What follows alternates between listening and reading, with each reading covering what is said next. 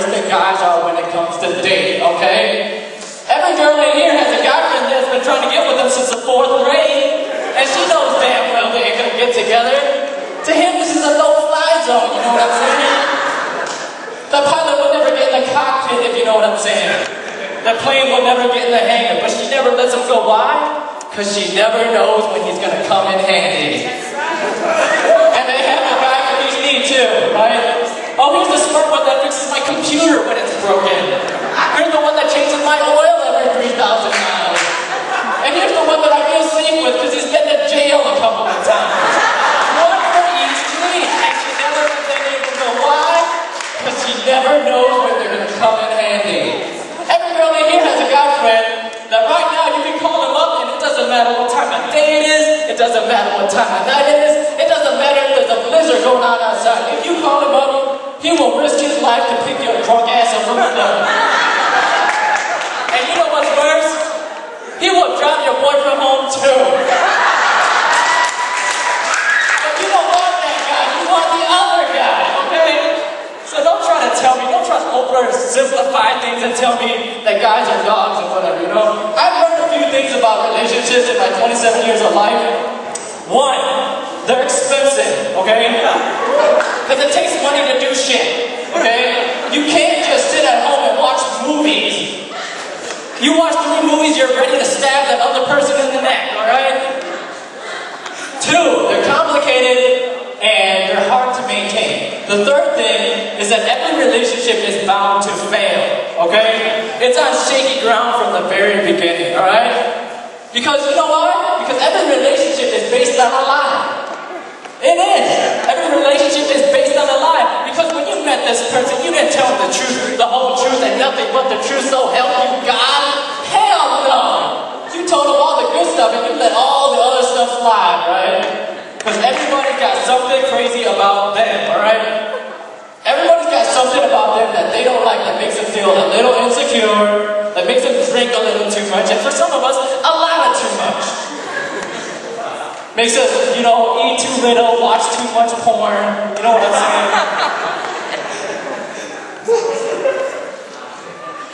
Where are my clovers at?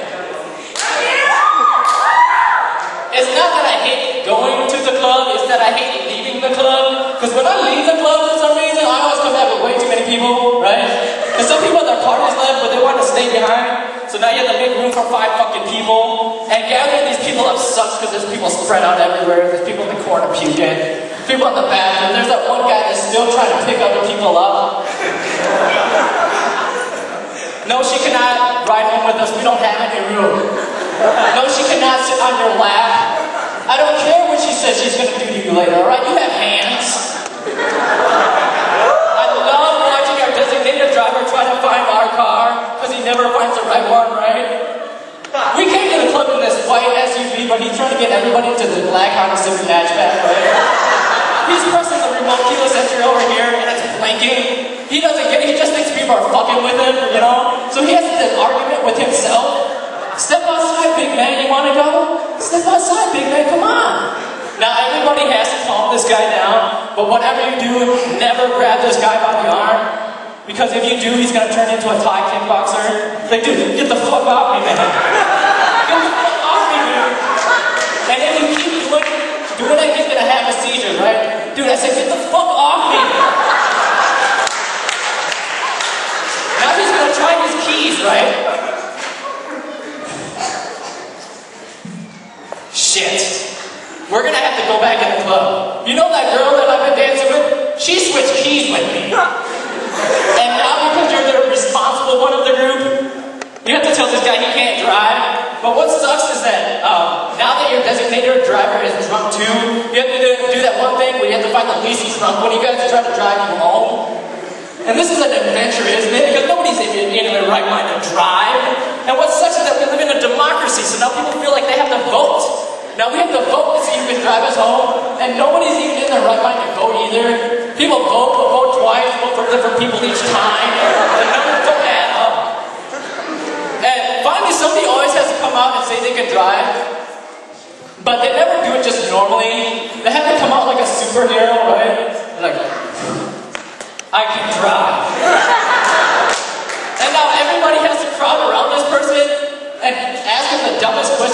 leave fingers at my own. I'll leave fingers at my own. Tap your head and rub your stomach at the same time. I can't even do that shit when I'm sober, you know what I'm saying? But there's always that one guy that comes in and tries to attempt to defend the guy that is attempting to drive. And what's great about this guy is that he's as drunk or drunker than the guy that is attempting to drive himself. And that's such, and it's awesome because he has drunk stories, and I love drunk stories, so I let him tell it, right? Here's the story that he tells. This one time we got out the pub, and there was fog everywhere. You could barely see a foot in front of your face. Like an inch in front of your face. No, like a centimeter in front of your face. And it just keeps getting better, right? And as we were driving, this dragon came out and tried to eat our car.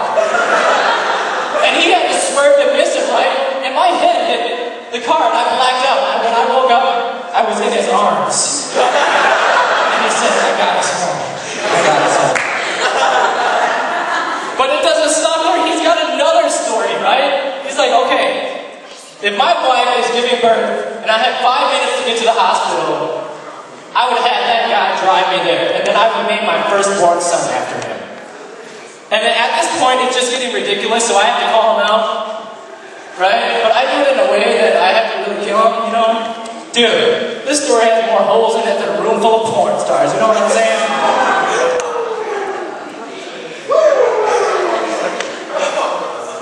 Dude, man. Oh, it got real quiet real quick. Here's the thing. I think women let their relationships with other women get too complicated, I think. Because it's not just black and white. Women's relationships with other women isn't just black and white. It's not even shades of gray. There's sprinkles of fuchsia, you know, aquamarine. If a woman's relationship with another woman was a box of crayons, it wouldn't be that crayon box with 8 crayons. It'd be that big box with all those colors that you don't even know existed, like Placid, you know what I'm saying? Because the girls got their friends, right? That's their bitch. Let's go to the club. And they got that bitch, but like, bitch, why don't you say something? And then there's a group in the middle that is a hybrid group, and you know, friends and enemies, they don't normally get along together, but they were at the same party, had way too much to drink, they had sex, and 9 months later, out came this baby, and his name was Frenemies. Ladies, what the hell is a frenemy? I didn't even know these things existed until like a couple months ago, you know what I'm saying? Guys, we have 3 groups too. We have our friends, and we have our enemies, and then we have a subgroup, and that group not many people know about, and it doesn't even have a name. It just has a few letters, alright?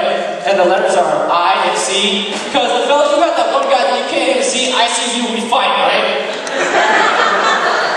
You have that one guy that you can't even exchange glances with without exchanging punches, you know what I'm saying? And you know exactly where he is at all times, don't you? He's in back of me, isn't he? He's in back of me. My hair on the back of my head is just... Oh, my balls just went in. Yeah, he's there, isn't he? He's there, isn't he? I think that's all I'm going to have for you guys. You guys have been great. I'm glad that you guys let me perform out here. And... finish the rest of the night, so thank you very much.